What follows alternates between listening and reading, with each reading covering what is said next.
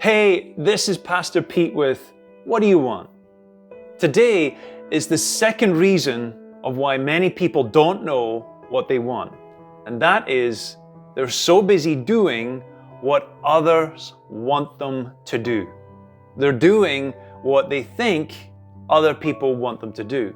Now, there is a difference between that there are people who are making actual expectations upon us and they're demanding that we do things or we live in a certain way. But sometimes it can even be just something that we perceive that they want. We perceive that they want us to act a certain way, to think a certain way, to wear certain clothes and to live up to a certain expectation. And that can be true. There are certain families, family members or communities or even your culture can make certain demands of you and you feel this obligation or burden to have to live up to that. But sometimes it's what we think that they want from us, and then we become very hindered in those thoughts because we think we have to live up to those expectations. Now, I want to make this clear. I'm not trying to start a rebellion here to say you should just go against everything you've been told to do, because sometimes our culture, our community are expecting certain things from us that are good for us because they're rooted in good things. But you know, sometimes we can also be submitted to these things because it's easier just to go along with what your mother wants, your father wants, your community wants, but really maybe it's not what you actually want. Now, to be clear, there are some cultures where if you go against what the culture is telling you to do, it could be a risk of your life. Maybe you could die because you're willing to challenge the community or the culture too much, and you need to do things that are safe for you or safe for your family. I completely understand that. And to be honest, maybe in my culture, in a Western culture, we don't really have those dangers at hand. But thank God for the Mandelas. Thank God for the Malalas who decided to say, no, I'm not going to do what my culture is telling me to do. I'm not going to do what my family tells me to do. I'm going to do what is good and what is right for me, for my family, and even for my own community. And I think that sometimes we have to be able to find our own boldness to be able to push out against our own fears of saying no to what those expectations are that have been put upon us. And either they have been put upon us or we only perceive they have been put upon us. You know, I think even Jesus had this challenge as well when he was facing the Pharisees, that they expected him to have to live up to a certain standard. Now, his goal wasn't just to try and upset people, but he knew fine well that he was trying to help people to find life and life to the full.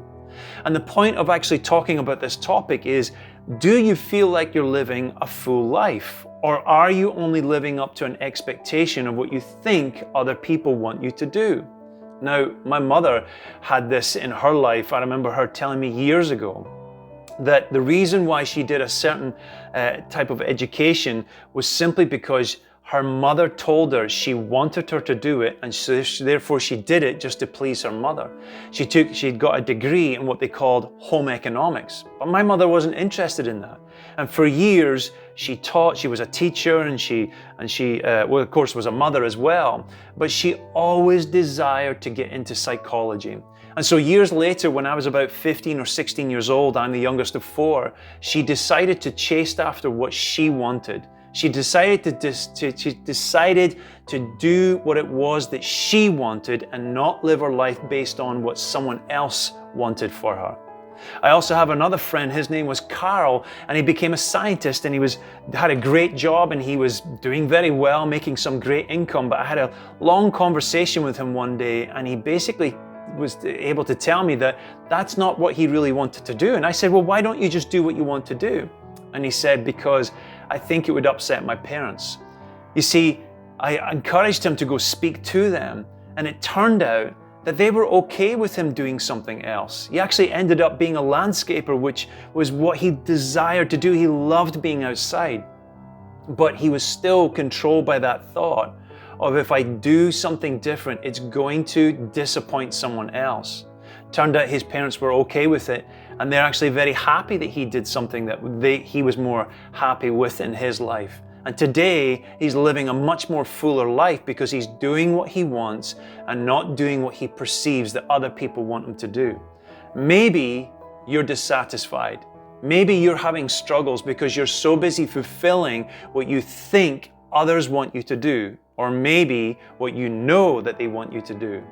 Maybe you need to actually ask the question, what is it that you actually want? What do you want? Because 11 times in Scripture, in the New Testament, it says, ask me for what you want and it will be given unto you. Even Jesus told us that too. Ask for what you want and it will be given unto you. Now that doesn't mean that we should have a demand of when that should happen or how that should happen. We are only required and expected to ask. So I want to encourage you today to ask for what you want. Don't be controlled by what you think other people want you to do. If you'd like to know more about this, I have a book that's called What Do You Want? You can find it on Amazon, or you can click on the link in the description with this post and you'll find out more about it. We love you guys.